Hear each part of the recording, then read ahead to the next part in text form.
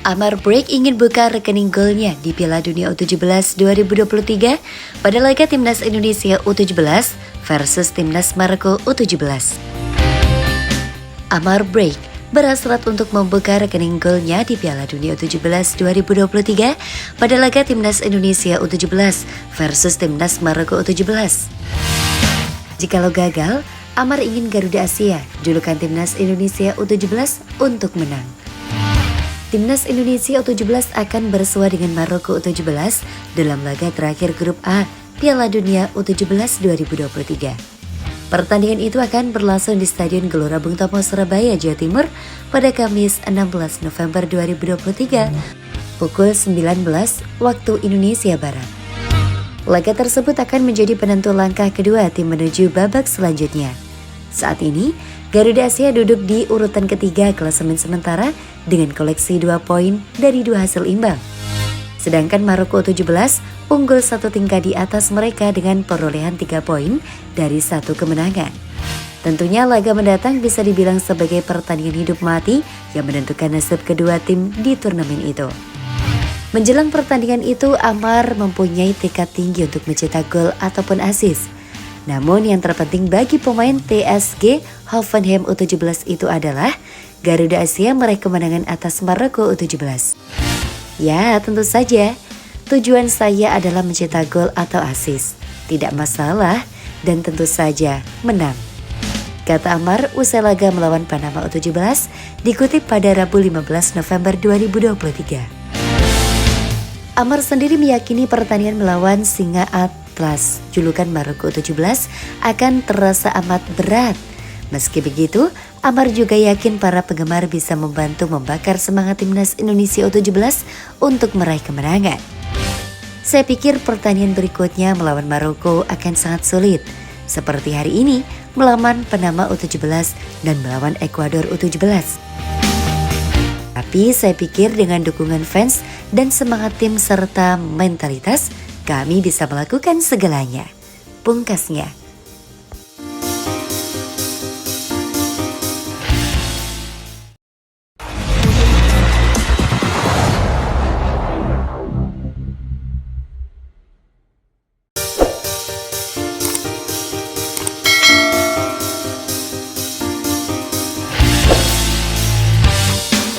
Dapat tawaran dari klub luar negeri, Arkan Kakak pilih all out bersama Timnas Indonesia U17 di Piala Dunia U17 2023. Arkan Kakak disebut mendapatkan tawaran dari klub luar negeri.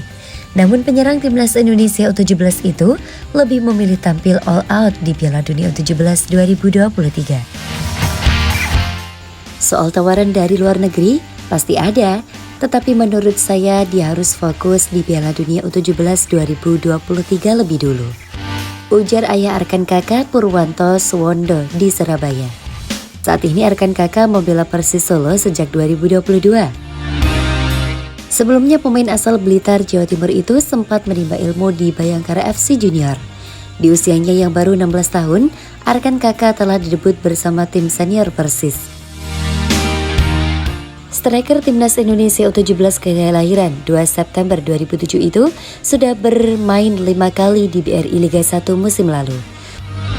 Arkan Kakak terus menebar pesona di Piala Dunia U17 2023. Bamber bernomor punggung 8 itu menjadi satu-satunya pemain yang bisa mencetak gol untuk Timnas Indonesia U17. Arkan Kakak 2 kali mengoyak jala gawang lawan di Piala Dunia U17 2023. Pertama, Timnas Ekuador U17 yang menjadi korbannya. Kedua, giliran Timnas Panama U17 yang dibobolnya. Kita lihat saja nanti, sebab ya sekarang di Persis. Mudah-mudahan ada yang terbaik, rezeki buat dia. Kami mendukung saja, ucap Purwanto. Bangganya minta ampun melihat dia mencetak gol di Piala Dunia U17 2023. Tidak bisa diungkapkan dengan kata-kata, tutur Purwanto, mantan pemain Timnas Indonesia dan Persija Jakarta ini. Yang penting, ini menjadi pengalaman dan pembelajaran untuk dia lebih baik lagi ke depannya. Sebab jalan untuk dia masih panjang, imbuh Purwanto. Terdekat, Arkan Kakak diharapkan bisa membantu timnas Indonesia U17 untuk mengalahkan timnas Maroko U17 dalam matchday terakhir grup A di Stadion Gelora Bung Tomo, Surabaya pada Kamis 16 November 2023 malam.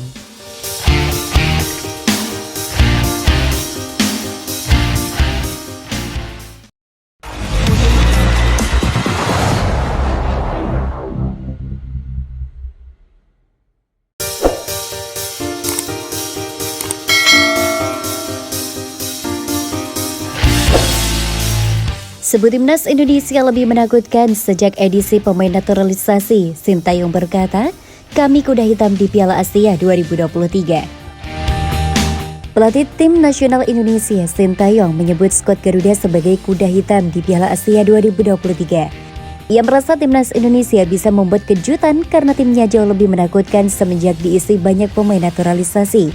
Ya, era Sintayong, PSSI cukup gencar melakukan naturalisasi pemain. Sebut saja seperti Jordi Amat, Sandy Walsh, Pieter Name, Rafael Struijk hingga Ever Jenner. Kehadiran para pemain naturalisasi itu menurut Sintayong mampu menutupi kekurangan yang ada di timnas Indonesia. Adapun kekurangan yang dimaksud adalah masalah mental. Kekurangan dari pemain-pemain Indonesia yang ada adalah mereka agak tenggelam dalam rasa kekalahan dibandingkan masalah kemampuan. Kata Sintayong, banyak pemain tim nasional Indonesia naturalisasi yang menghapus kekurangan tersebut. Imbu arsitek asal Korea Selatan itu. Pada Piala Asia 2023, timnas Indonesia tergabung di grup yang tidak mudah. Jordi Amat dan kolega tergabung di grup D bersama Irak, Vietnam, dan sang raksasa Jepang. Dengan lengkapnya puzzle yang diisi oleh para pemain naturalisasi, Sintayong yakin timnas Indonesia akan menjadi kuda hitam yang menakutkan. Dia pun mengatakan tim Merah Putih sangat mungkin memberi kejutan di grup sulit tersebut. Jadi bisa dibilang Indonesia memiliki tim yang jauh lebih menakutkan dari sebelumnya. Mungkin Indonesia bisa tampil sebagai kuda hitam di Piala Asia ini, sambung Sintayong. Sebelum menatap Piala Asia 2023, timnas Indonesia lebih dulu berlaga di kualifikasi Piala Asia 2026. Timnas Indonesia akan bertanding ke markas Irak dan Filipina pada 16 dan 21 November 2023 mendatang.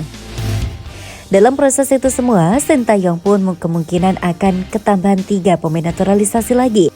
Adapun 3 pemain naturalisasi tersebut adalah JSS, Nathan Joaon, dan Justin Happer. Proses ISIS dan Nathan siap dibahas di tingkat DPR RI, sedangkan proses Happer sudah mencapai tahap akhir.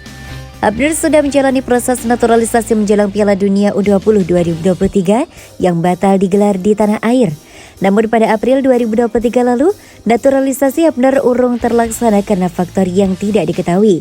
Sebab itu, naturalisasi pemain Wolverhampton Wanderers itu tinggal melanjutkan proses yang sudah dijalankan. Jika tak ada hambatan, ketiga pemain ini akan menjadi amunisi baru timnas Indonesia di Piala Asia 2023 nanti.